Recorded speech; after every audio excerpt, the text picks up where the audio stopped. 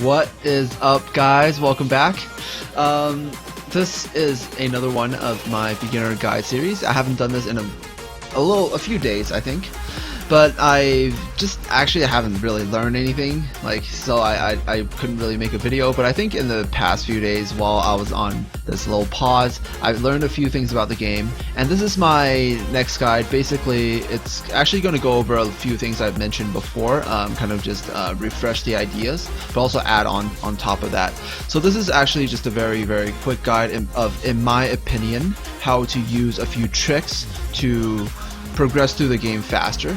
Obviously, progression is measured by the level of your units and the rank of their gens. You know, how good their gens are, how good their stats are, and once you increase that, obviously you're going to progress a lot faster. But at the same time, there's a lot of strategy involved in the game. So you for certain places, you need to bring healers, you need to bring whatever, and there's a lot of advantages, like elemental advantage.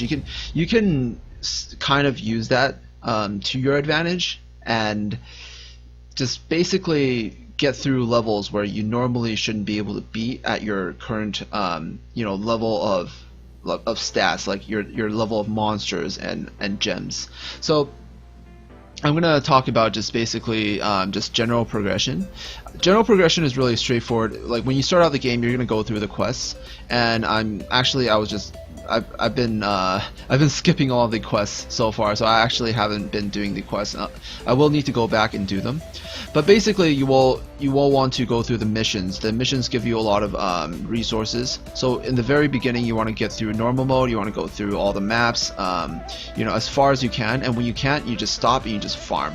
So that's pretty straightforward, but it gets a little bit more complicated once you get into the dungeons. I think dungeon progression is a little bit not that straightforward, because you will need to start doing the Starstone dungeons if you want to raise the level of your monsters. You will at least need to have some mids, which are, I think B3 is relatively okay to clear. It's a little bit hard to clear if you only have 3 stars, but even with lows you can make 4 stars. So I don't think it doesn't matter that much for Starstone dungeons. But obviously you want to farm as high up as possible. But even if you can just only do B3, you will be able to progress. As long as you can raise the level of your units to 4 stars, it's already a pretty good point. So once you raise your units to 4 stars, what you want to do is you want to get your units gemmed up, and this B4 golems is actually, I would say, relatively easy to abuse. By the time you're at this point, you probably have cleared through the majority of at least the first half of the hard mode. So you will be able to have access to 3-star runes, and you don't need to raise those that high. Maybe just +6 or something like that. I think +6 on 3-star runes is pretty achievable. And with 4-star units, if you build a full fire team, you will be able to get through B4 very easily with just fire units, with just some 3-star runes. And then once you're able to do this, you will have access to the diamond slot. So the diamond runes, you will have some 3 to 5 star diamond runes. You will be able to collect quite a few of them. And while you're doing this, you also want to start raising your units to 5 stars. But the units that you want to raise to 5 stars are probably going to be a different element. I would recommend you raise water units to 5 stars instead, because the Starstone dungeons are all fire based. There's also a lot of the mobs in front are light and dark, so you want to have just basically one tank. Just put as leader.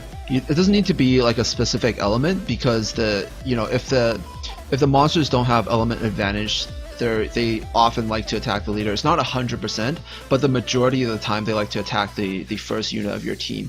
So if you can have someone that's a decent tank that has a decent variant leader skill, I keep thinking if you have an okay water mermaid or water miho or water lat, you can use them as the leader. Although the water lat leader skill doesn't work, but these two works. She gives resistance, and the mermaid gives a healing leader skill, if you can get a variant version of that. then you can put that as a leader. But you know, I was pretty unlucky. I wasn't able to get any variants so far. And you can even if you don't have a leader skill, you just basically you can have one unit as the leader, and then you put like 3 other units, mainly nukers. You can also use one healer. I think the water mermaids or water siren is really nice. She can like for some harder places she can solo it if she's like the last one alive, because of her self-sustain. And she can also keep your team alive quite well if you can raise her to 5 stars. So if you have a full team of like 5-star water units, you should be able to pretty much progress all the way up to B8 and also complete the majority of the map on extreme mode, which is the point where I'm at right now. And by the time you complete these maps on extreme modes, you will have access to these type of rune sets, like the ones with percent, defense percent, resist percent, you know, HP percent, and attack percent. And these are like relatively decent runes. Once you have like any, you don't really even need like really good substats. Just as long as they're 4-star and they're the set you want, then you can just gem your monsters up with those. And you can basically, like, the point I'm at right now is B8 with just a team of like mostly water units. So my B8 team looks a little bit like this. Like, it's ever since I raised the water lat, this team has been 100% on B8. It's been completely consistent, and I've been using this for B8. And it's a relatively farmable team. You don't even need the Dark Sea Star. You can easily use the water lat leader and run another you know, make like if you want to use him leader, you might want to build him tankier. You know, I have like one of his slots with attack.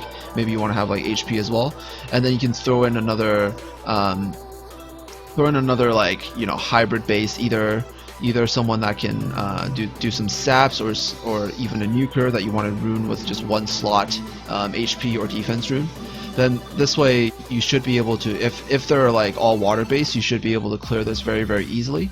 At the same time, if you have a full water team, it can also help you clear the B6 of the golem. So you can basically try to get through B5 by using one of your friends' reps to carry you through. Like, if you can get someone that's a high level, then you can use them to carry you through B5, and then you'll be able to you know, farm B6 relatively easily by abusing the elemental advantage. I would say that B5 is a little bit harder than B6 because of how he's dark, so you can't use elemental advantage against him. You basically, there's no way to cheat this. You just have to build units that are strong enough to nuke him down and survive a few hits from the golem. So I think that's all I have covered so far. Once I progress a little bit more, this is getting a little bit more advanced. I wouldn't exactly call it a beginner's guide now, but this is a way to kind of cheat your way through like early-ish mid-game content just by abusing the elemental advantage. So yeah, that's just some tips I have right now. Hopefully you guys found this helpful. I'll see you guys in the next video. Peace out.